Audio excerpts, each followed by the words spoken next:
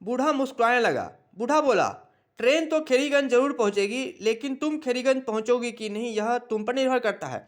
आलिया ने डरकर पूछा, तुम्हारे खुराफाती दिमाग के अंदर कौन सा नया खेल सूझा है? बूढ़ा जोरों से हंसने लगा। बूढ़ा बोला, इस बार मैं सब सच सच कहूंगा। मैं भी चाहता हूं कि तुम अपनी पुरानी जिंदगी में वापस चली जाओ।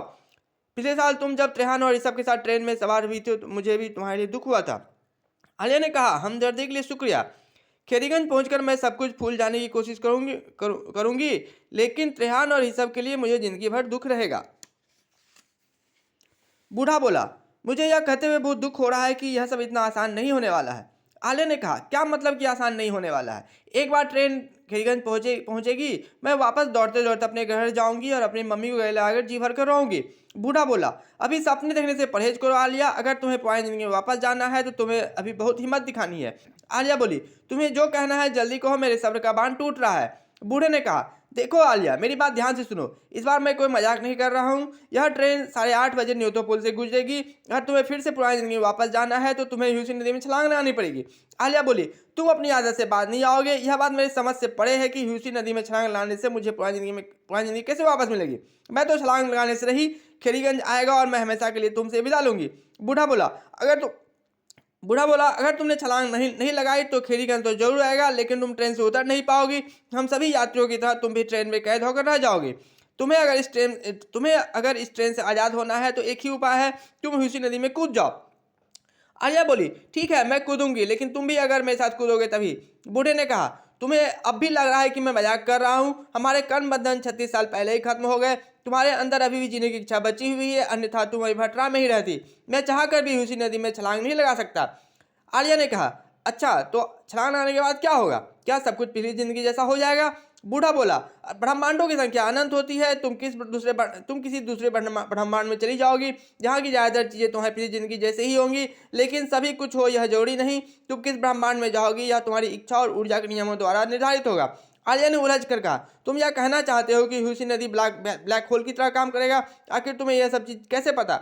बूढ़ा बोला, हाँ, कुछ वैसा ही समझो। और जहाँ तक मेरे जानने की बात है, पिछले 36 साल में मैं शून्य हो चुका हूँ। शून्य और अनंत में ज़्यादा का अंतर नहीं होता है। आलिया नहीं मानी।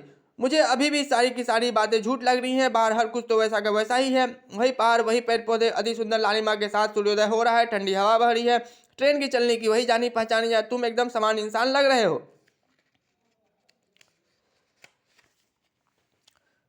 मुझे अभी भी ऐसा प्रतीत हो रहा है कि हर कुछ कोई साजिश है या कि कोई खेल, और इसमें त्रेहान और ईसा भी मिले हुए हैं। मैं कोई छलांग उलांग नहीं लगाने वाली हूँ। बूढ़ा बोला, तुम छलांग लगाओगी आलिया, तुम चाह कर भी खुद को रोक नहीं पाओगी। आलिया कुछ नहीं बोलती है। फिर दोनों शांत होकर घंटों यूं ही बैठे रहते हैं।